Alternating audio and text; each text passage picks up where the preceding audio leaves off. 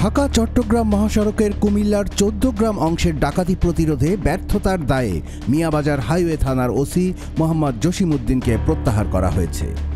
১ March শনিবার সন্ধ্যায় তথ্যটি নিশ্চিত করেছেন হাইওয়ে পুলিশের কুমিল্লা অঞ্চলের পুলিশ সুপারের দায়িত্বে থাকা অতিরিক্ত মহাপরিচালক খায়রুল আলম। পুলিশ সুপার বলেন, ঢাকা চট্টগ্রাম মহাসড়কের ১৪ গ্রাম অংশে সাম্প্রতিক সময়ে ডাকাতির ঘটনা বেড়ে যাওয়ায় হাইওয়ে পুলিশ উদ্বেগ প্রকাশ করেছে।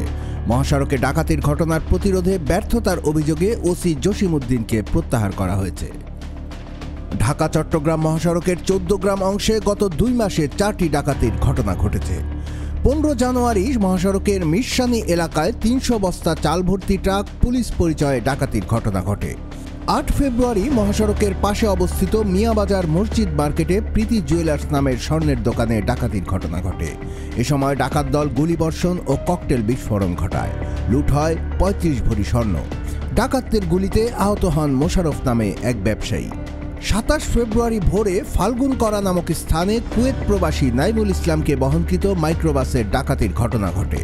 ১ মার্চ একই জায়গায় মালয়েশিয়া প্রবাসী বেলাল হোসেনকে বহনকৃত প্রাইভেট কারেও একই কায়দায় ডাকাতির ঘটনা ঘটে। এসব ঘটনা প্রতিরোধে হাইওয়ে পুলিশের ব্যর্থতার অভিযোগে ওসি জসিমউদ্দিনকে প্রত্যাহার করা হয়।